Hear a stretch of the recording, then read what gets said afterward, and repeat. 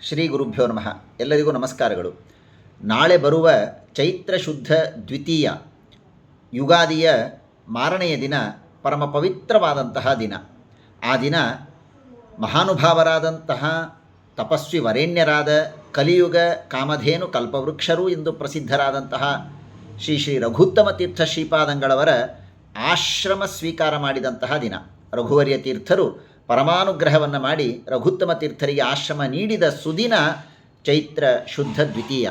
ಈಗಾಗಲೇ ತಮಗೆಲ್ಲ ಗೊತ್ತು, ಪರಮ ಪೂಜ್ಯ ಶ್ರೀಪಾದಂಗಳವರು ಈ ವರ್ಷದ ರಘುತ್ತಮ ತೀರ್ಥರ ಆರಾಧನೆಯ ಸಂದರ್ಭದಲ್ಲಿ ಕೋಟಿ ರಘುತ್ತಮ ತೀರ್ಥರ ಸ್ತೋತ್ರ ಪಾರಾಯಣದ ಒಂದು ದೊಡ್ಡ ಅಭಿಯಾನವನ್ನು ಪ್ರಾರಂಭ ಮಾಡಿದ್ದಾರೆ. ಆ ನಿಟ್ಟಿನಲ್ಲಿ ಅನೇಕ ಭಕ್ತರು, ತಾವೆಲ್ಲರೂ ಸಹಸ್ರಾರು ಭಕ್ತರು ಪಾರಾಯಣವನ್ನು ಮಾಡ್ತಾ ಇದ್ದೀರಿ. ವಿಶೇಷವಾಗಿ ಆ ದಿನ ಚೈತ್ರ ಶುದ್ಧ ದ್ವಿತೀಯಾದ ದಿನ ತಾವೆಲ್ಲರೂ ತಾವಿದ್ದ ಸ್ಥಳದಲ್ಲಿಯೇ ವಿಶೇಷವಾಗಿ ರಘುತ್ತಮ ತೀರ್ಥರ ಸ್ತೋತ್ರದ ಪಾರಾಯಣವನ್ನು ಮಾಡಬೇಕು.